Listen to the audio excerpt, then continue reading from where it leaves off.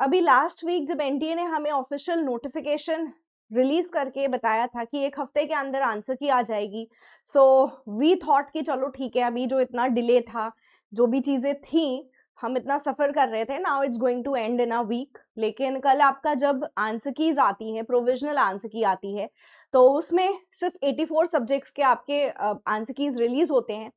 3 subjects के answer की तब भी रिलीज नहीं करता है एनटीए, और बोलता है कि हमने एक कमेटी बिठाई है और हम आपको आज ही उसके बारे में भी बता देंगे। इवनिंग तक एनटीए ने फिर नोटिस जारी करके बोला कि रीनेट कंडक्ट कराया जाएगा उन 3 सब्जेक्ट्स का जिनकी आंसर की रिलीज नहीं हुई थी, क्योंकि उसके अंदर कुछ फैक्चुअल एरर्स, कुछ राइटर्स और कुछ रिसर्चर्स के नाम गलत पाए गए हैं। And this was the reason जो एनटीए ने दिया रिगार्डिंग कि रीनेट कराया जाएगा 3 सब्जेक्ट्स के अंदर, which includes English, commerce and your sociology. Sociology के केस को तब भी एनटीए ने एड्रेस नहीं किया। सोशियोलॉजी जिसका इतना ज्यादा पेपर लीक हुआ है से रिलेटेड बच्चों और हमारा विवाद चल रहा था। स्टूडेंट्स वर एक्चुअली सेइंग कि पेपर लीक हुआ है एंड एनटीए को कुछ तो आके कुछ बोलना चाहिए, कुछ स्टेटमेंट देनी चाहिए, एक्नॉलेज करना चाहिए कि ठीक है, हम इस बारे में जांच करेंगे। एनटीए ने कुछ भी नहीं कहा, चुप्पी साधा रहा एंड बस फाइनली एनटीए ने एक वर्डिक्ट दे दिया, वो भी कुछ घंटों के अंदर। एनटीए ने मॉर्निंग में बोला कि हम कमेटी बिठा चुके हैं, कमेटी देखेगी, बात करके और आपस में डिस्कशन करके कुछ हमें आंसर कीज रिलीज करी जाएंगी, ऐसा कहा गया था। एंड रात तक हमें मिल गया फाइनल वर्डिक्ट की रीनेट होगा। सो अभी ये NTA obviously this is wrong students के साइड पे, कि अगर कुछ एरर्स थे पेपर के अंदर तो उसके बिहाफ पे स्टूडेंट्स का रीनेट कराया जाए, स्टूडेंट से फिर से एग्जाम लिया जाए, ये गलत है। क्योंकि यहाँ पर अगर हम फैक्चुअल एरर्स की बात करें, हम बात करें कि कुछ एरर्स थे, नाम में एरर्स थे, टाइपो एरर्स थे, तो एटलीस्ट एनटीए वो क्वेश्चंस तो हमें दिखाए, वो क्वेश्चन पेपर तो स्टूडेंट्स को रिलीज करके दिखाए कि भाई ये देखो ये पेपर था, दीज वर सम प्रॉब्लम्स जिसके वजह से हम रीनेट करा रहे हैं। मतलब यहाँ स्टूडेंट्स के पास कोई भी क्लैरिटी नहीं है and ultimately the students are suffering. So इसके लिए मैं आप सभी से बोलूंगी, एक बार प्लीज अपने एंड से आप लोग वो सभी स्टूडेंट्स जिनका रीनेट कंडक्ट कराने के लिए रिलीज किया गया है, नोटिस रिलीज करी गई, please write an official mail to NTA ताकि उनके ऊपर एक प्रेशर, एक दबाव बन सके। We will also be writing the mail, we will also be doing the best that we could do, so that मेरे अगर मैं अपनी बात करूं तो मुझे बिल्कुल लगता है कि ये रीनेट एग्जाम नहीं होना चाहिए। और रीनेट तभी होना चाहिए जब एनटीए एक बार पूरा हमें प्रूफ देता है that these were some problems, and sociology के बारे में भी एक्नॉलेज करता है। क्योंकि मेरी जो राय है, मुझे जो लग रहा है कि एनटीए एक तरह से कवर अप करने की कोशिश कर रहा है। सोशियोलॉजी का जो इशू था उसके चक्कर में वो पेपर्स जिनको थोड़ा सा ज्यादा लिवरेज मिल गया था ऑनलाइन, तो उनको भी इंक्लूड कर लेते हैं। जब 3 पेपर का हमारा रीनेट होगा तो वो वाला जो सोशियोलॉजी का केस है वो दब जाएगा। This is what I think कि एनटीए कर रहा है। But obviously in no case the student should suffer, तो एनटीए को रीनेट नहीं करवाना चाहिए। एंड अगर कुछ भी ऐसा इशू था, पेपर लीक का इशू था, तो एनटीए को उस बारे में पहले एक्नॉलेज करना चाहिए and then something should be done, और ऑब्वियसली वो जल्दी करना चाहिए एनटीए को। तो अभी फिलहाल अभी एनटीए ने रीनेट की बात कर दी है, तो yes, I know we are suffering, not you people but everyone is suffering and I feel your pain, I can completely feel your pain। तो एक बात तो ये हो गई साइड की, ठीक है, हमें मेल लिखना चाहिए, डेफिनेटली हमें इसके ऊपर एनटीए के ऊपर प्रेशर बनाना चाहिए so that they stop the renet। but अब we'll discuss the second part also over here। हम यहाँ पे ये भी बात करेंगे कि चलो मान लो रीनेट होता है 9th एंड 10th सितंबर जैसा कि इन्होंने बोला है, तो हमारी क्या स्ट्रैटेजी रहनी चाहिए उसके बारे में भी हम डिस्कस कर लेते हैं एक बार। यस, बहुत सारे स्टूडेंट्स का मेरे पास ये भी मैसेज आ रहा है कि मैम हमारा पेपर बहुत अच्छा हुआ था और हमारा बिल्कुल मन नहीं है रीनेट हो। बट यस, अभी के लिए अगर हम ये मान लें कि भाई देखो रीनेट तो उसने बोल दिया है, एनटीए ने बोल दिया रीनेट लेने वाला है, नाउ रीनेट अगर होगा तो हमारी क्या स्ट्रैटेजी रहेगी। अब पढ़ाई तो हमें करनी पड़ेगी, ठीक है, तो क्या किस स्ट्रैटेजी से पढ़ाई करेंगे, चलो उसके बारे में बात कर लेते हैं। तो आप पेपर 1 और पेपर 2 की क्या स्ट्रैटेजी रखोगे। सबसे पहले अगर हम आज का दिन देखें तो आज है 17th एंड आपका पेपर 9th को होगा। ठीक है। सो हमारे पास रफली कितने दिन हो गए हैं, 13 डेज आप इधर मान लोगे, एंड देन 13-14 डेज आप इधर रखोगे, 9 डेज उधर रखोगे, मतलब मैं रफली अगर लूं तो हमारे पास 22 डेज का टाइम अभी है ना, 22-23 डेज का टाइम है। कैसे अब हम इतने दिनों में 22-23 डेज में अपनी प्रिपरेशन करेंगे, let's talk about that, let's talk about the strategy जो हमारी रहेगी। सो फर्स्ट थिंग इज कि हमारा अभी पेपर हुआ है, हमने पढ़ाई करी है, हमारा सिलेबस ऑलरेडी कवर्ड है, तो उसके साथ साथ हम कैसे अपने रिविजन करें, किस तरह से हम प्रिपरेशन करें सो दैट हमारा एग्जामिनेशन अच्छे से हो सके। सो पेपर 1 के लिए एंड पेपर 2 के लिए मैं आपको यही बोलूंगी कि जस्ट स्टार्ट योर रिविजन रखो।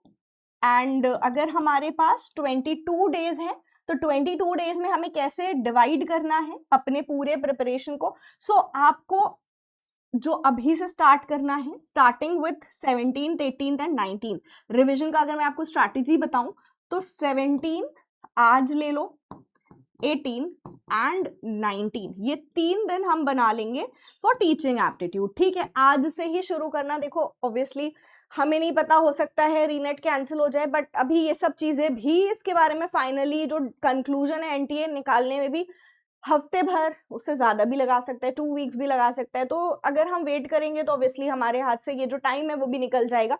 सो प्रिपरेशन शुरू करो अपने तरफ से, बाकी आप मेल जरूर से लिख देना एंड देन जस्ट प्रिपेयर।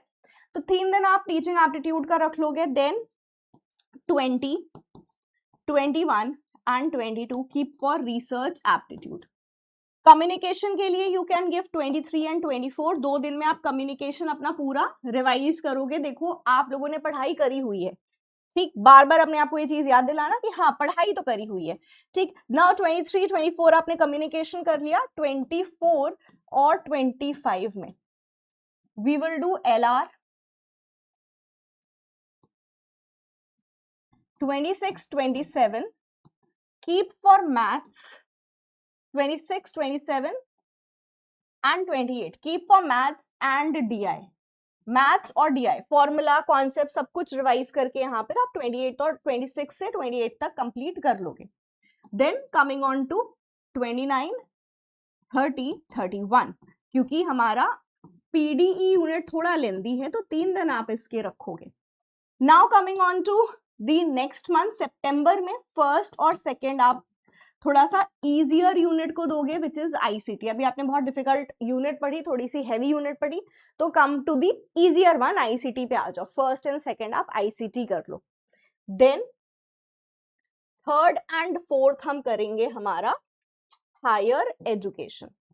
अब आपके पास ये सब करके पेपर 1 की बाकी यूनिट्स आपने सारी कवर कर ली, 10 units. Along with that RC रहेगा, RC के साथ रीडिंग कॉम्प्रिहेंशन अगर आप 2 पैसेज भी प्रैक्टिस कर लोगे तो वो हो जाएगा। सो RC plus मॉक्स and your revision, इसके लिए आप रखोगे time from 5th to 8th, 9th को आपका पेपर है। सो इतना टाइम हम रखेंगे 5th to 8th September for our ICT, for our mock test and for the reading comprehension. उसमें आप 2 पैसेज 3 पैसेज भी प्रीवियस ईयर के कर लोगे प्रैक्टिस, तो दैट विल बी इनफ। तो ये आपको अभी से, क्योंकि हमने ऑलरेडी सारी चीजें पढ़ी है, हमें बस एक बार उसको ब्रश अप करना है, हमें रिवाइज करना है। तो स्टार्ट लाइक दिस कि आप टीचिंग से स्टार्ट करो, एंड अगर आप चाहो तो आप किसी दूसरी यूनिट से भी स्टार्ट कर सकते हो, that is your call. But आपको डिवीजन इतना ही रखना है कि आप 3 दिन एनवायरमेंट के लिए दे रहे हो, लेकिन ICT के लिए 2 ही दिन रखोगे, मैं 2 दिन में करूंगा along with your paper 2। Paper 2 को भी आप इसी तरह से डिवाइड करो कि जिस यूनिट के लिए आपको ज्यादा टाइम चाहिए, 3 दिन दो, जिनको लग रहा है कि नहीं मैं 2 दिन में रिवाइज कर सकती हूँ, उसको 2 दिन के लिए रखो। अभी आप इन 22 डेज का पूरा स्प्रेड अपने लिए तैयार कर लो कि this is how I will be preparing, this is how I will be going about it.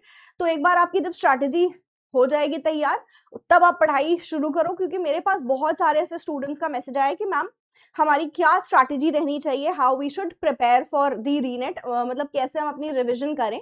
तो ये स्ट्रैटेजी रखो, जब एक बार आपके पास पूरा प्लान होगा कि this is how I will be covering, this is how I will be going about it, तो आप आराम से कर लोगे उसको।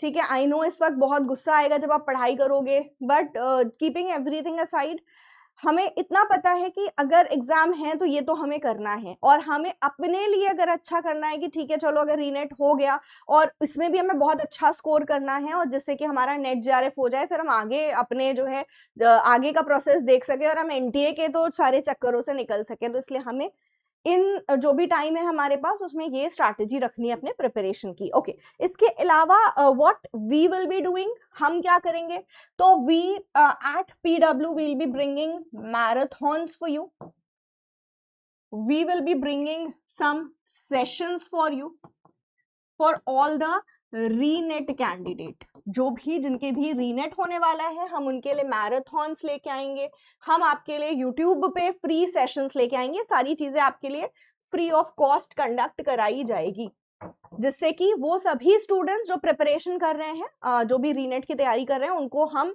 हेल्प कर सके अपने तरफ से जितना भी ज्यादा हो सकेगा। ऑल दो स्टूडेंट्स जो पेड हमारे स्टूडेंट्स हैं, जिनका भी रीनेट कराया जा रहा है, उन पेड स्टूडेंट्स का अगर बैच एक्सपायर हो गया है तो आपके एग्जामिनेशन तक आपकी वैलिडिटी एक्सटेंड कराई जाएगी। ठीक है, सो आपके एग्जामिनेशन तक आपकी वैलिडिटी हम डेफिनेटली एक्सटेंड कर देंगे। ठीक, तो वो सभी स्टूडेंट्स जिनका रीनेट होना है उनकी बैच वैलिडिटी भी एक्सटेंड हो जाएगी इन केस अगर आपका बैच एक्सपायर हो गया है।